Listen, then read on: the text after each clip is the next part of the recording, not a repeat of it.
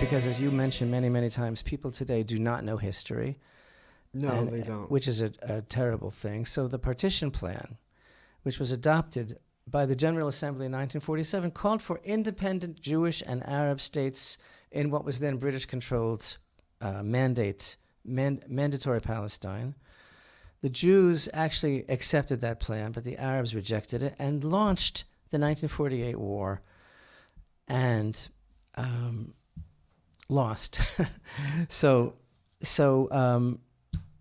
the resolution basically notes with deep regret the establishment of the State of Israel, and it's amazing. Like the United Nations representative, Israel's representative Gilad Erdan said, "Try to imagine the international community commemorating your country's independence day by calling it a disaster."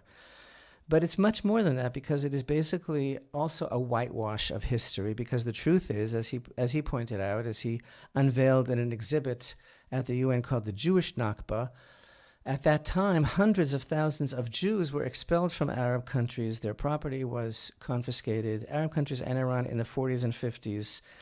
And that disaster has never been addressed by Wait a minute.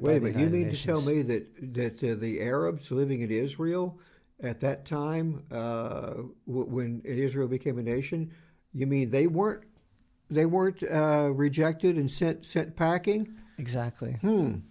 Yeah, they seem to forget things like that. How many anti-Israel resolutions I've lost count that the UN has coughed up in their existence?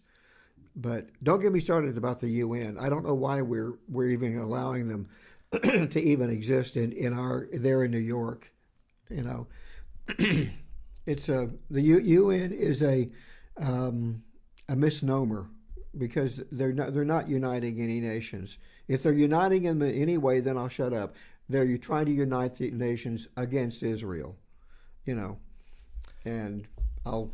But this is all. I think this is all very much a repercussion, a manifestation of the whole dichotomy of Yaakov and Esav.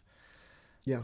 So the Jewish people are supposed to be representing Hashem's light in the world. Whether or not they're up to that job, whether or not they're always fulfilling it, is a different issue. But that is their mandate, and the effort to delegitimize them and to cast that in a negative light and to basically, dehumanize them. It's part of this process that's been set into motion that the prophets tell us goes until the end of time, until the time of redemption, and that it's basically a question of choice of who identifies with that or not.